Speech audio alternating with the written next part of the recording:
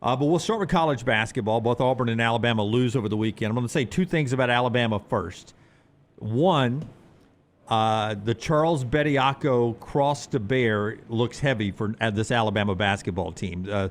The attention that Bediako draws, the conversation around Bediako, it seems to be wearing on this team. Maybe that's just an overreaction to part two of what I'm going to say.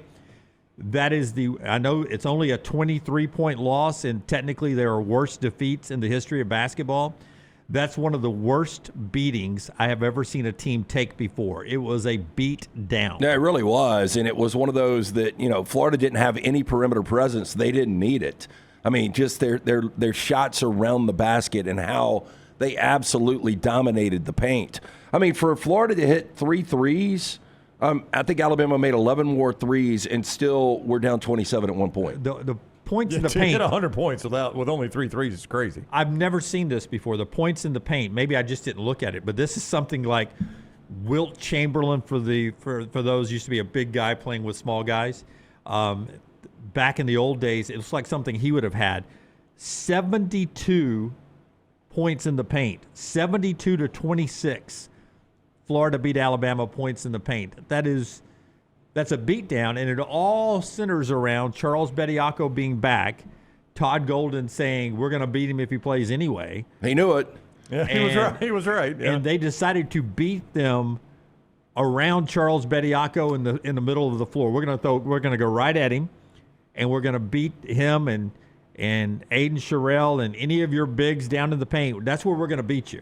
You're going to bring a pro back, and we're going to go beat the pro. Well, look, I mean, Joes versus pros. We talked about maybe the best front line in all of college basketball. When you look at Houck and you look at Condon, and Chinoolo is just a rebound. He just eats glass. But they can be beat. Auburn beat them on the same floor down there. I get it, but, this is exactly, I think, the way that Todd Golden would like for them to play. I mean, you look at Boogie Fland. He's not going to have 8 steals. I mean, that was a Florida record going back to 1989. That's another stat we'll get to. Yeah, but just, him getting so involved as far as defensive hustle. You saw him on the deck a lot.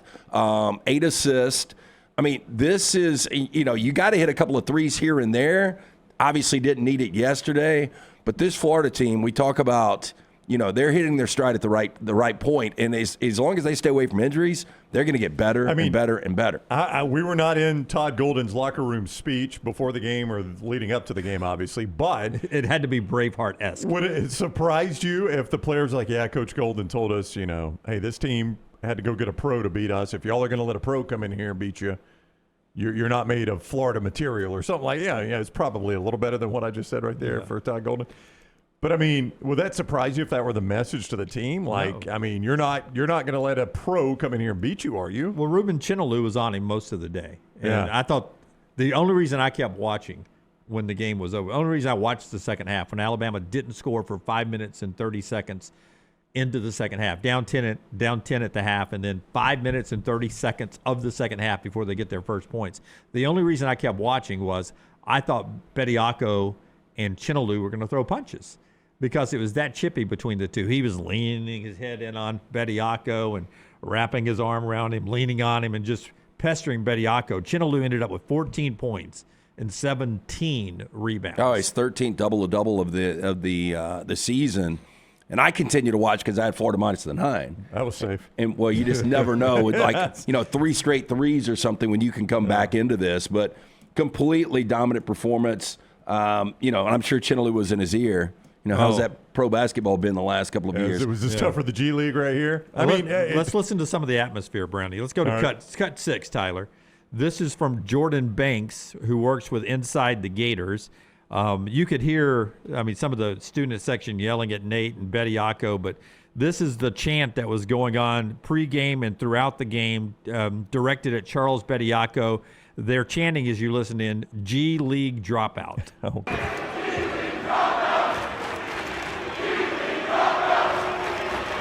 G League dropout, and that's what Alabama dealt with from the student section there. Every time Bediako was on the floor and when he came out there. Now, you get that on the road, but then the coaches were going back and forth a little bit. Let's go back to cut one from last week, Nate Oats. Remember what he was saying about the rebounding of Florida and how good they were on the inside? I'll refresh your memory. Nate Oats last week before they flew to Gainesville. Paint scoring and rebounding are two of the biggest issues with this team. They can score in the paint at a high level, and they go get a bunch of offensive rebounds. And when you can sit in the lane for 6, 7, 8, 9, 10 seconds at a time, helps your offensive rebounding quite a bit. Wow. So when you sit in the lane for 6, 7, 8, 9, 10 seconds, it helps your offensive rebounding. So after being out-rebounded in this game by a lot, and then 72 points to 26 points in the paint, Todd Golden afterwards had this to say about Nate Oates' 6, 7, 8, 9, 10 comments. Does it feel good when you put yourself out there on we're going to beat them anyways, and then you go out and you beat them down anyways? Well, I mean, it's I was thinking about that a lot last night, actually, and as this was a big one-off ABC game, they were going to try to find different ways to stir it up, and I thought when one of the Alabama beat writers or reporters talked to Nate about it on Friday, I thought his response, we're very similar. He's like, yeah, I understand where he's coming from. Like, he's going to try to kick our ass. We're going to try to kick his ass. I don't think that's news to anybody. But with that being said, yeah, absolutely, right? To come out and impose our will the way we did, we beat them on the glass. We scored 72 points in the paint. And I thought our guys were in there for 1 second, 2 seconds, and then we would score it. So we did a good job taking advantage of our catches down there, and our bigs were really, You hear really the good laughter. today. Yeah. Took him a minute to get it. Yeah. It was kind of snuck in there. Look, you can be petty when you win a national championship, and Todd Golden's done that, and it's not necessarily petty. It's just to crag back on what Oates had said, but that was old school basketball. Like, you don't see teams score 72 points in the paint. Coming into this game, they were the leading rebounding team in all of college basketball, so it wasn't a surprise they were able to somewhat dominate this Alabama team on the glass. But the one missing part was another big, and it looks like they're still a long way away. Let's talk more about that. Just before you tell us about the lock, lanceslock.com, brought to you by our friends at Hemp Hill. You mentioned Boogie Fland's 8 steals. The team had 13. Florida beat Alabama in fast break points, 26-3. I mean, these are mind-boggling numbers. 2 turnovers for Florida, 18 for Alabama. Yeah, that was it. When Ravage said it before half, this team has not turned the ball over. Didn't notice up until that point, and I was like, well, they'll probably end up turning it over 8 to 10 times. Nope, 2 more times. Can't remember the 2. And then 72-26 in the paint. We'll talk more about the Bediako target on Alabama's back. Is it worth it, and all that going on after we tell you about a couple of our great sponsors. One of them brings you Lance's Lock every day. It sounds like you gave out a winner on Florida yesterday. Yeah, we were 13-3 over the weekend, so had a great weekend in college hoops. Jump on board, win with us. We're starting to roll now. It was a little bit of a struggle early on. Now that we're clear and free of football, 1,000% of the concentration is on college basketball and the NBA. Again, coming off 13-3, including 5-0 yesterday for you. It is always brought to you, lanceslock.com, by our friends at Hemp Hill Services. Trust the name Birmingham has trusted since 1954. Whether you experience plumbing, heating, cooling, any of these issues arise in your home or business, they are ready to serve you. 205-229-2090. Hard to stop a train. For more information, hemphillservices.com. And we've entered the month of February, the month of love. It is Valentine's month in February, and Bojangles is helping you celebrate that and helping a good cause with a heart-shaped Bowberry biscuits. Great way to start any day, and even better in the month of February, because not only are they heart-shaped, which is kind of fun for the kids or the wife or, heck, anybody eating a Bowberry biscuit for that matter, but it's also going to a great cause. The Greg Olson Foundation, the Bojangles Foundation, the Hardest Yard, 10% of all sales from the Bowberry biscuits that are heart-shaped will go to support these foundations. So that helps support heart care services and research in these communities and all the communities the Bojangles serves. That is now through the 22nd at your local Bojangles. Great way to start the day and help some of those that might be in need of some great heart care. You can do that at your local Bojangles, where you can always make it bow time. Okay, so you hear the student sections. It's tough on you on the road regardless. They're going to find something to chant at you. But all the discussion around this team with Charles Bediako, they are 1-2 with him on the floor. They've lost to Tennessee at home. in Florida on the road.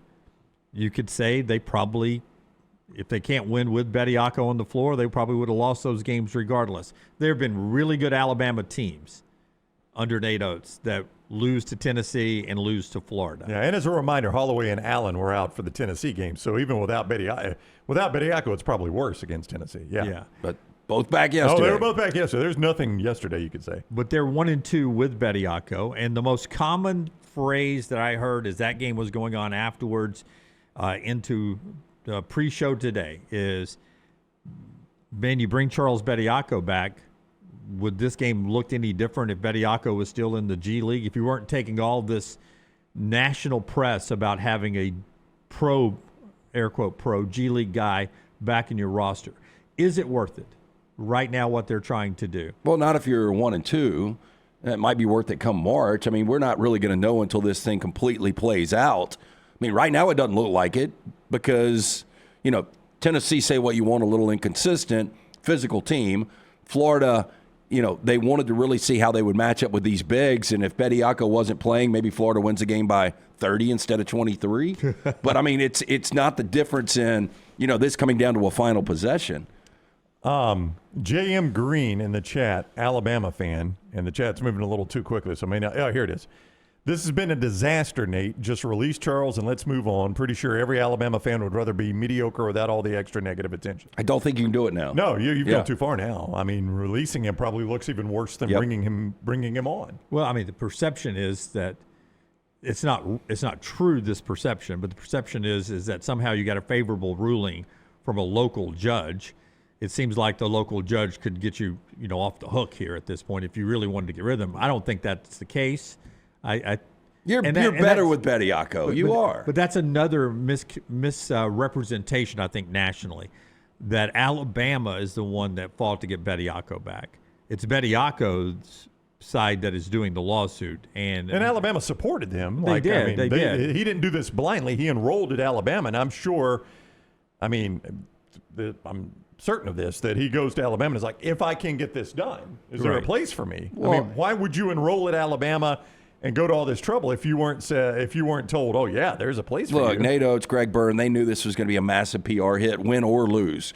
If Alabama goes out and let's say they beat Florida 100-77, let's say they're 3-0 on this stretch, and Bediako is averaging 20 and 12.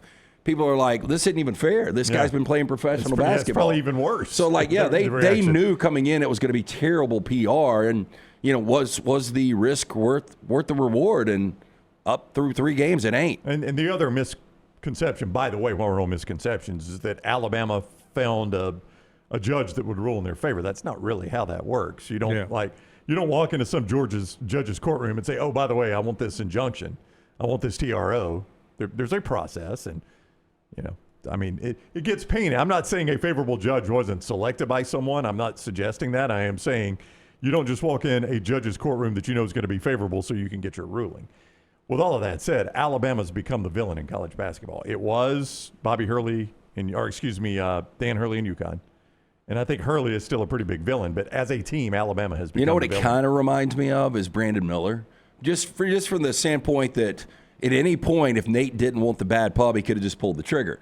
Now, in retrospect, Brandon Miller was cleared of everything, and it wasn't the deal a lot of people thought it was. But Alabama became the villain. They were, and everybody was pulling against Alabama. And Look, in Alabama, that was a really good Alabama team. This is not a really good Alabama team. Right, and that Alabama team without Brandon Miller wasn't going to do anything. With Brandon Miller, they could have won a national championship. They got bounced early. They were the number 1 overall seed. Yeah. But I do think the wear and tear of carrying Probably. all of that baggage wore on that team a little bit. Yeah, we've talked about how impressive the whole Cam Newton situation was with Gene Chizik, just because they dealt with it week in, week out, and they still were able to win these games. We were around that team because they were seeded as the number 1 seed right here in Birmingham. And it was number 1 overall seed. Got to play right here in Birmingham. So there was just an air. You could just feel it. I don't know how to describe it, but you guys were around it. You could just feel it around that team. There was a burden. Yeah, there was a burden. And I don't know if this would ever get to that point, but I do think it has started maybe to weigh on this team a little bit. I mean, are you going to be shocked, though, if you look up and they've lost 5 of 6? No, because they've got Texas A&M. And by the way, we're talking about how this is the first road trip, and they got poor treatment on the road. Do they go on the road again this week? They've got to go to Auburn. They go to Auburn, You think that's going to be pleasant? Then they go to Oxford to take on Ole Miss, who, on a given day. Now, when you say treatment on the road, I would tell you that I wonder how the officials officiate Bediako. I mean, there were a couple of tic-tac of the shoving and pushing going on down there. It didn't look like Bediako got any calls. So you're thinking that there might be some blowback on that level as well? Like, I don't know. I don't know. Officiating a pro, not a college player? I don't know. You get I think you get typical favorable calls when you're at home anyway. Yeah. It just looked like, as you watch that game, Chinoolo was being very physical with Bediako too. And then Bediako got into foul trouble.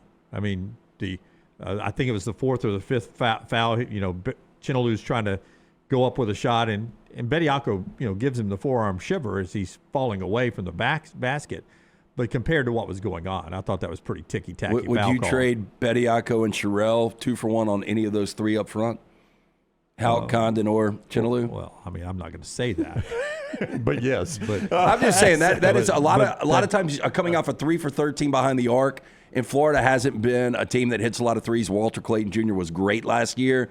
But that looks like an old school offense that can win a national championship. Yeah, Chinoolo with 14 points, 17 rebounds. Condon had 22. Houck had 25. Boogie Fland, who I think the weak point of the team is, had 8 steals, scored the basketball. Boogie Fland's good. With or without Bediako. Let's take Bediako's discussion off the table. Oh, they've got a Florida problem anyway. Well, they got a Florida and a Tennessee problem, but definitely a Florida problem. When is the last? They've lost 5 straight. When was that last win? I think it was a blowout in Coleman. I'd have to go back and look. That's right. But it's been a while. Todd Golden's first year, I think. Todd Golden's first year. Alabama beat them pretty bad. I mean, it was a lot like yesterday was, except other team doing it. Yeah. No, my point was going to be beyond Florida and Tennessee. It has seemed to have been with or without Bediako, and a lot of this has been with Bediako. A Nate Oats Achilles heel when they run into a team that's big and physical on the inside. Purdue. Yeah. Guess you would say Arizona this year. Oh, yeah. Yeah. I mean, I'm not going to sit here and list them all, but you've seen that. Yeah, they beat St. John in Illinois, which are good wins. Yeah, but St. John's not as good guard play as outside shooting play as they are, but Illinois is a good team. Illinois is a different team right now, too. They're getting better and better. It feels like when you play a BYU like they did in the tournament last year, a team that wants to run and score with you, Alabama's like, we'll play that game all day long. But it's the next game. Who was it? Duke. When a team can be physical with you, that has been the Achilles heel of a Nate Oats team. That's right. Now, go back to the Final Four run. Yep. Was fine. And then they played UConn. And then they played UConn. Yeah, that's right. Now, UConn was exceptionally good that year. Yeah, but they were really good inside. Yeah, but it's the physical teams that seem to be Nate Oats' Achilles heel. If you can play teams that just want to run it with you, Nate's pretty good in that situation. Nate's teams are pretty good in that situation.